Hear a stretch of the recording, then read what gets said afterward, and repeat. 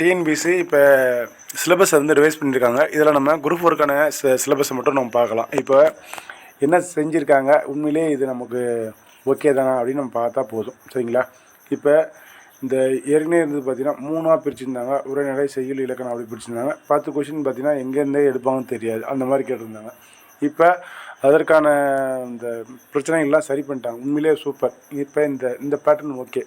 இதில் என்ன செஞ்சுருக்காங்கன்னு பார்த்தீங்கன்னா, இங்கிலீஷ் மீடியம் ஸ்டூடெண்ட்டுக்கு நல்ல ஒரு வாய்ப்பு. அதாவது இங்கிலீஷில் தான் அந்த கொஷின் எழுதியிருந்தாங்க பார்த்தீங்களா, இங்கிலீஷ்லேயே படித்து இங்கிலீஷ்லேயே எழுதியிருந்தாங்க பார்த்தீங்களா, அவங்க குரூப் 4ல் வர முடியாத மாதிரி ஒரு சூழ்நிலை இருந்துச்சு தமிழ்ன்றதுனால. இப்போ அவங்களுக்கு நல்ல ஒரு வாய்ப்பை ஏற்படுத்திட்டாங்க.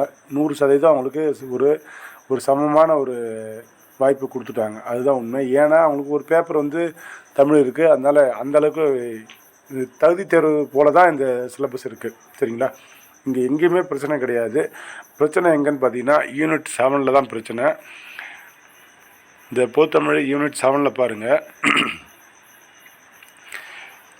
அதாவது ஏற்கனவே இந்த உரைநடையெல்லாம் படிக்க வேணாம், அதை படிக்க வேணாம் சொல்லிவிட்டு மொத்தத்தையும் அதை வந்து இங்கே கொடுத்துட்டாங்க. இப்போ நம்ம புக்கு எடுத்தோன்னா மொத்த டாபிக் இதில் வந்துடுது. சரிங்களா?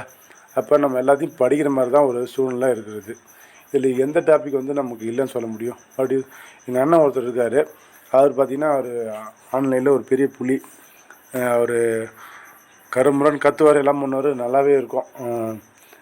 சிம்பிளாக சொல்லணும்னா இடையில் கூட ஒரு கண்டுபிடிப்பு நடத்தினார். இந்த ஆறுகளுக்கு ஷார்ட்கட் அவர் தான் கண்டுபிடிச்சார். இப்போ உங்களுக்குலாம் சில பேருக்கு தெரியும், இந்த ஒரு பாட்டு ஒன்று இருக்கும், தனுஷோடைய பாட்டு, இந்த வைதிஸ் கொலவெறின்னு சொல்லிட்டு. அந்த பாட்டு பார்த்திங்கன்னா ஒரு கடத்து மேலே நல்லாயிருக்கும், ஒரு கடத்து மேலே எல்லாருக்கும் வெறுப்பாயிடுச்சு. அந்த மாதிரி அவர் எதை போட்டாலும் சரி நம்ம பார்ப்போம். ஆனால் இருந்தாலுமே அவருமே எப்படி ஆகிட்டார்னா, எது சொன்னாலும் சரி சூப்பர், அடித்து தூக்கு, இறங்கி தாக்கு, எகிரி ஓடு, மரத்தில் ஓடு, அப்படியே தார் என்ன வார்த்தை வாயிலிருந்து வருதுன்னு தெரியாமல் பேச ஆரம்பிச்சிட்டாரு. சரிங்களா? இதை எக்ஸாம் படித்து நம்ம எழுதுனா அந்த கஷ்டம் நஷ்டம்லாம் என்னான்னு தெரியும். ஏதோ ஒன்று டாபிக் எடுக்க வேண்டியது, குமுறு கஞ்சி காச வேண்டியது, நான் இந்த மாதிரிலாம் பேசக்கூடாதுன்னு நினைக்கிற ஆள். நம்ம சப்ஜெக்ட்லாம் பேசணும் ஒரு ஆதங்கமாக இருக்குது. இப்போ ஒரு படத்தில் வடிவேல் என்ன பண்ணுவார்னா, சாமியை காட்டுன்னு சொல்லிட்டு ஒரு மலையை கூட்டும் போய் ஊர் மக்களே கூட்டும் போய் நிறுத்திட்டு, சாமி தெரிதா பாரு அப்படின்னுவார். அப்புறம் தெரியலன்னா ஏதோ ஒரு சொல்லுவார், ஒரு விஷயத்த நான் சொல்ல விரும்பல. அப்புறம் அங்கே இருக்கிற மக்கள் என்ன பண்ணுவாங்க, தெரியுது அப்படின்னுவாங்க. அந்த மாதிரி இவர் பேசின போலே அவர் எல்லோரும் வந்து பேச ஆரம்பிச்சிட்டாங்க. ஏன்னா இவர் வந்து கொஞ்சம் பேசினார்னா எல்லாருமே கேட்பாங்கன்ற ஒரு மைண்ட் செட்டு இவருக்கு இருக்குது. அப்புறம் இவங்க எல்லாருமே அதை நம்புகிறாங்க. அப்படி நம்பும்போது என்ன ஆகுதுன்னா, நம்ம மட்டும் ஏன் ஆப்போசிட்டாக ரியாக்ட் பண்ணோம் அப்படின்னு சொல்லிட்டு எல்லோரும் சொல்கிறது சொல்லணும்னு நினைக்கிறாங்க. உண்மை என்னவோ அதை நம்ம சொல்லி தானே ஆகணும். அதுக்கே நம்ம தயக்கப்படணும். அதனால தான் நான் சொல்கிறேன். சரிங்களா? தொடர்ச்சியாக தேர்வு எழுதுகிறேன், வரேன், படிக்கிறேன், நான் 4 பேர் சொல்லித்தரேன், போயிட்டே இருக்கிறேன். அதனால் எனக்கு இந்த கஷ்டம் இருக்குது, அதனால் நான் பேசுகிறேன். அவருக்கு என்ன இருக்க போகுது? ஒன்றும் கிடையாது. இவர் பேச பார்த்து 4 பேர் பேச ஆரம்பிக்கிறாங்க. இதெல்லாம் ஏற்புடையதான்னு பாருங்கள். உண்மையிலே ஏற்புடையது கிடையாது. நம்ம அடுத்து சொல்ல வர அதை கேளுங்க, அப்புறம் உங்களுக்கு புரியும்.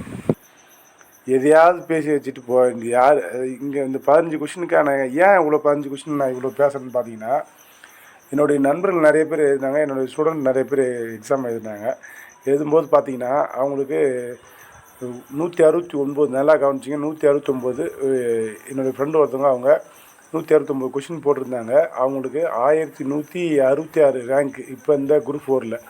அப்போ எவ்வளோ பாட்டில் போகுது? அதே ஒரு கொஷின் அவங்க போயிருந்தால் கூட அவங்க வந்திருக்க முடியாது, தாண்டிட்டு இருப்பாங்க. இன்னும் ஒரு கொஷின் அதில் போட்டிருந்தாங்கன்னா ஒரு கிட்டத்தட்ட ஒரு 600 ரேங்க்கு 700 ரேங்க்கில் வந்திருப்பாங்க. நான் சொல்கிறது எல்லாமே கம்யூனல் ரேங்க்கில் சொல்லிகிட்டு இருக்கேன். ஓவரால் ரேங்க் சொல்லலை, கம்யூனல் ரேங்க்கில் 1166 இன்னும் எடுத்திருக்காங்க. சரிங்களா? இன்னொருத்தவங்க அவங்க எஸ்சி கேட்டகரியில் என் ஃப்ரெண்டு, அவங்களுக்கு பார்த்தீங்கன்னா அவங்க 163 கொஷின் போட்டாங்க. அவங்களுக்கு கொஞ்சம் ரொம்ப பார்டராக போயிடுச்சு. எதுக்கு இதெல்லாம் சொல்ல வரேன்னா, இங்கே வேலையை தீர்மானிக்கக்கூடியதே ஒரு 2, 3, 4 கொஷின், அதிகம் 4லாம் கிடையாது, 3 கொஷின், 2 கொஷின், அவ்வளோதான். அதிகபட்சம் 2 கொஷின். ஒரே கொஷினில் 2000 பேர் 1000 பேர் இருக்காங்க. சரிங்களா? அப்போ இந்த 15 கொஷினுக்கு இவ்வளோ படிக்கும்போது இதை குறைச்சிக்கலாம்ல, இதை சொல்லணும்ல. இதெல்லாம் சுட்டி காட்டாத. இது மொத்த சிலபஸையும் மறுபடியும் தான் இங்கே வச்சுட்டாங்க. இப்போ நமக்கு ஏன் இது சரியாக தெரியாமல் போச்சுன்னா, நம்ம ரீட் பண்ணல. நல்லா கீழே பாருங்கள், குறிப்பு, இந்த கண்டிஷன் அப்ளை மாதிரி குறிப்புன்னு போட்டாங்க. 10ஆம் வகுப்பு பாடத்திட்டம் இப்போ பாருங்கள், இதில் எங்கேயாவது ஒரு இடத்துல பாருங்கள் பாரதியார்னு இருக்கான்னு இருக்காது.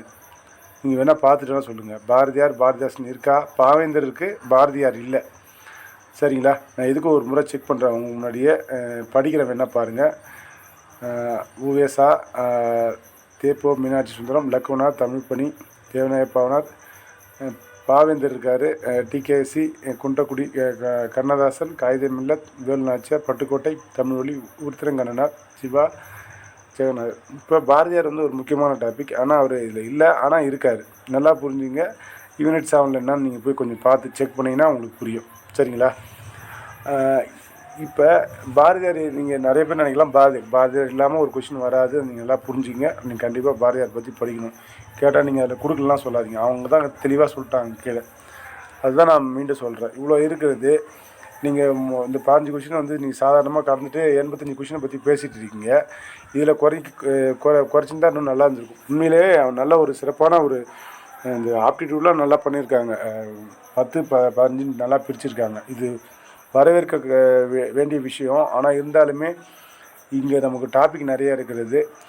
இந்த 15 கொஷின் பார்த்திங்கன்னா ரொம்ப முக்கியமாக இருந்தது. ஏன்னா மற்றவங்க ஜிகேயில் நல்லா எடுத்தாங்கன்னா நம்ம கொஞ்சம் ஊரக மாணவர்கள் பார்த்திங்கன்னா, அதாவது கிராமப்புற மாணவர்கள் பார்த்திங்கன்னா ஜிகேல அந்தளவுக்கு எடுக்க முடியாது. தமிழ் நல்லா எடுத்துடுவாங்க. இப்போ அந்த இடத்துல தான் நம்ம கொஞ்சம் கை வைக்கிற மாதிரி இருக்கிறது.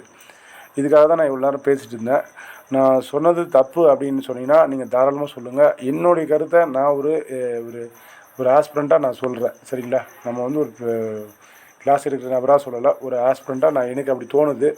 உங்களுக்கு அது சரியாக தோணுது, கரெக்டுனா நீங்கள் சொல்லுங்கள். நிச்சயமாக நான் ஏற்றுக்குவேன். நான்